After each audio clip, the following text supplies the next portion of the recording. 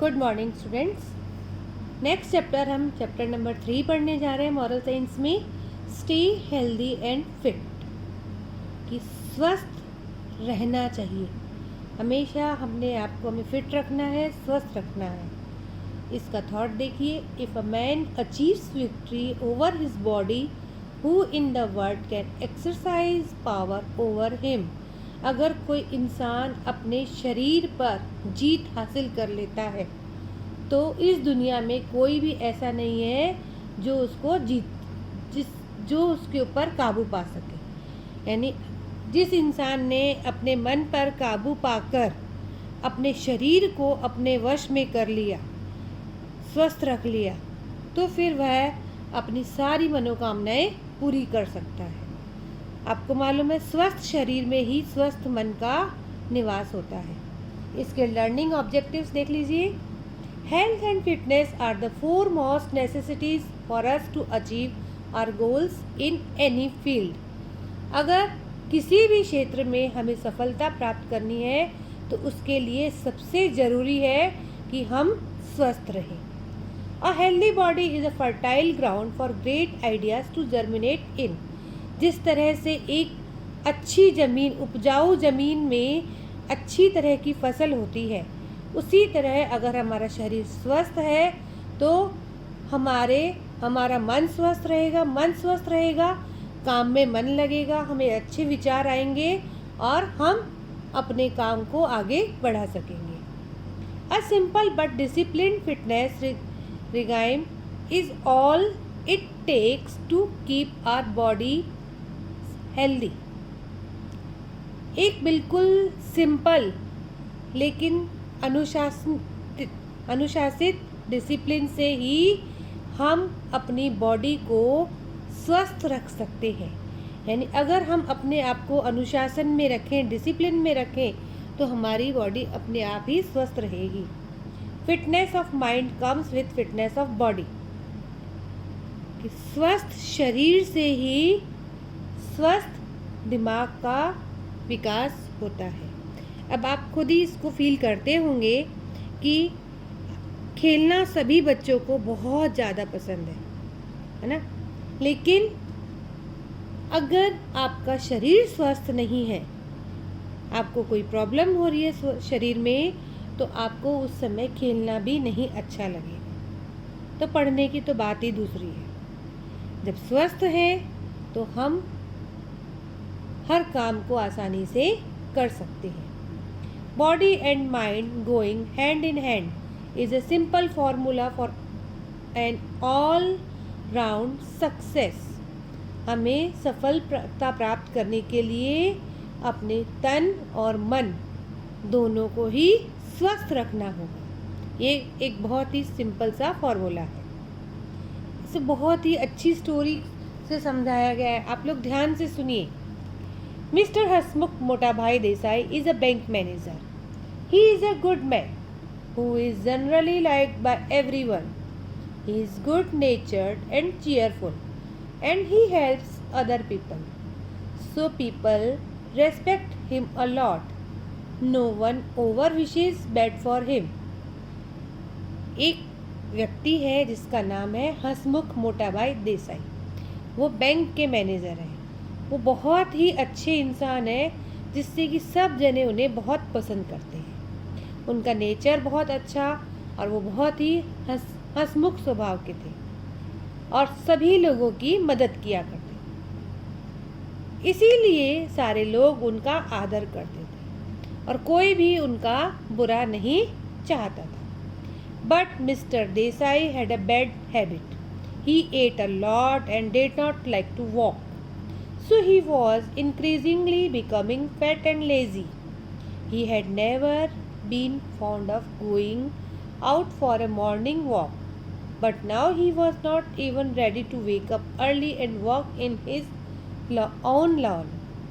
He got up at 8 a.m. Somehow he got ready, ate his breakfast, got his wife to pack his lunch, and left for work 8:30 a.m. in his car. लेकिन mister Desai में एक बुरी आदत थी कि वह खाते बहुत थे और उन्हें वॉक करना बिल्कुल पसंद नहीं था। इसीलिए वह मोटे होते जा रहे थे और मोटापे के कारण सुस्त होते जा रहे थे। उन्हें कहीं भी बाहर जाना या मॉर्निंग वॉक करना बिल्कुल भी पसंद नहीं था। उन्हें मॉर्निंग वॉक पर भी जाना पसंद नहीं था।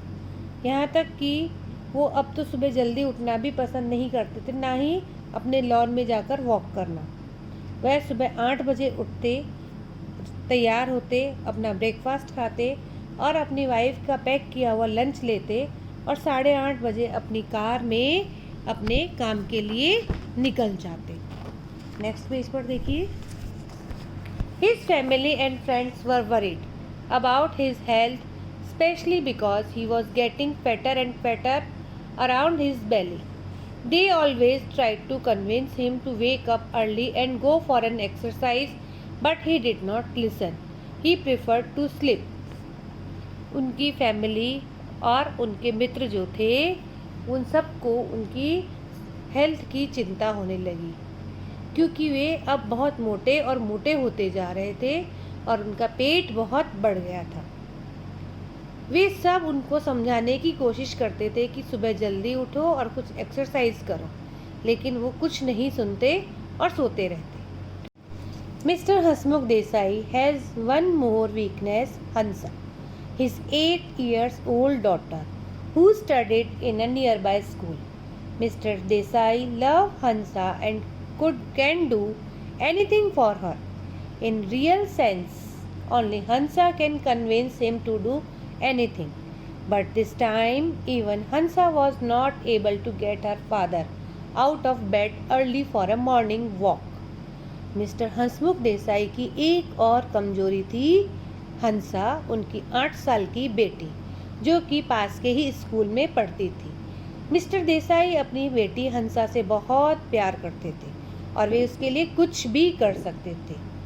वास्तव में देखा जाए तो हंसा ही उन्हें समझा सकती थी, लेकिन इस समय तो हंसा भी अपने पिताजी के लिए कुछ नहीं कर पा रही थी, उन्हें समझा नहीं पा रही थी कि वे मॉर्निंग वॉक के लिए जाएं। So Mr. Desai's wife and Hansa made a plan to improve Mr. Desai's health habits. One day Hansa got up at her usual time but refused to leave her bed till 8 a.m. Both father and daughter got up around the same time and started getting ready. Hansa missed her school bus and started crying that she would not to go to school. इसलिए mister Desai की पत्नी और हंसा दोनों ने मिलकर mister Desai के इस आदत को सुधारने का एक प्लान बनाया। एक दिन हंसा सुबह अपने समय पर तो उठ गई थी, लेकिन अब उसने अपने बेड को छोड़ने से मना कर दिया और वह 8 बजे वहाँ से उठी। दोनों पिता और बेटी सेम टाइम पर उठे और सेम टाइम पर ही तैयार हुए। लेट उठने के कारण हंसा की जो स्कूल बस थी वो निकल गई और वह रोने लगी कि वह अब स्कूल नहीं जाएगी। Mister Desai asked, "What happened, Hansa? Why are you crying?" She said, "I have missed my school bus, so I do not want to go." Mister Desai ने उससे पूछा, क्या हुआ हंसा, तुम क्यों रो रही हो? वह बोली कि मेरी स्कूल की बस मिस हो गई है और अब मुझे स्कूल नहीं जाना। Why? Our driver can drop you at your school in our car, said Mr. Desai. But Hansa was not ready to listen.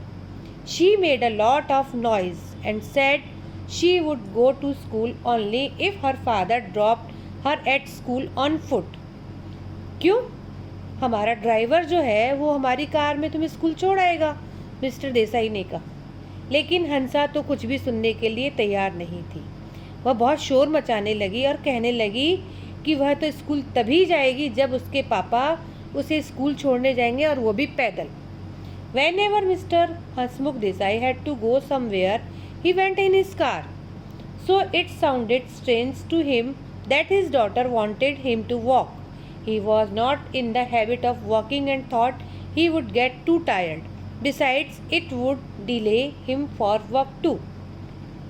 Mister Hasmukh Desai कहीं भी जाते थे तो अपनी कार से ही जाते थे। अब उन्हें बड़ा अजीब लग रहा था कि उनकी बेटी उनसे पैदल चलने के लिए कह रही थी।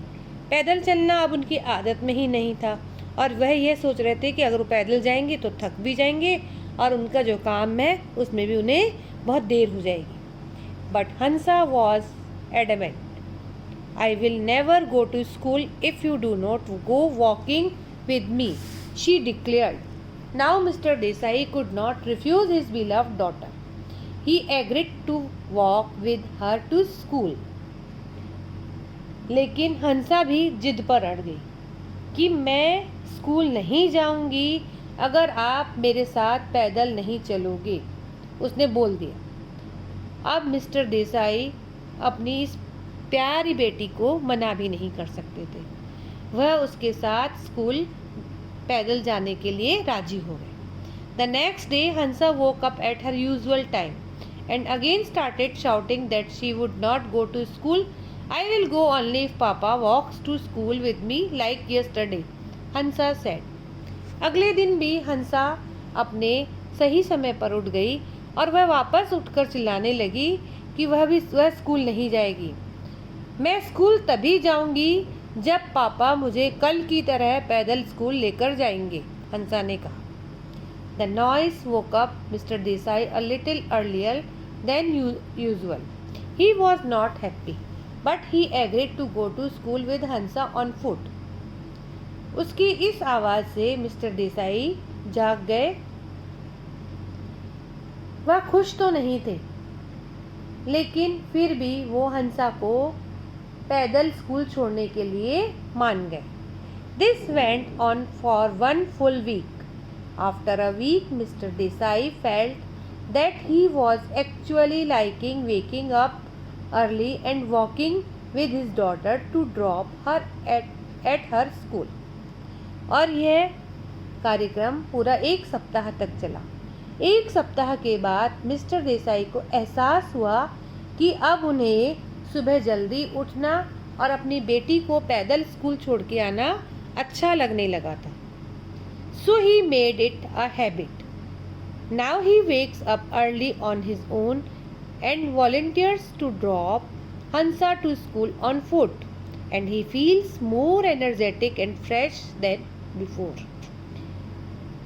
और अब यह उनकी आदत बन गया था।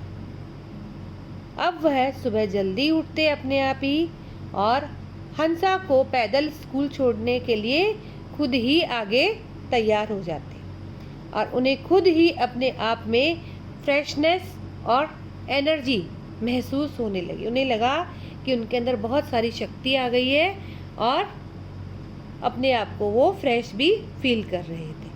तो बच्चों, इस चैप्टर से आपने क्या सीखा कि हमारे लिए फिज़िकल एक्टिविटी बहुत ज़रूरी है। आप देख लीजिए, किसी भी मशीनरी को जब तक हम चलाते रहते हैं वह कंटिन्यू चलती रहती है। अगर हम उसको बंद कर देते हैं तो वह बंद हो जाती है।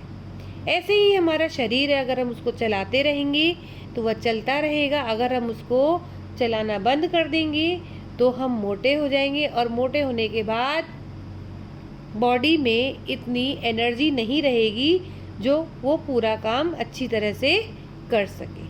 जब शरीर स्वस्थ रहेगा तो हमारा मन भी स्वस्थ रहेगा और हम हर काम को आसानी से कर सकेंगे।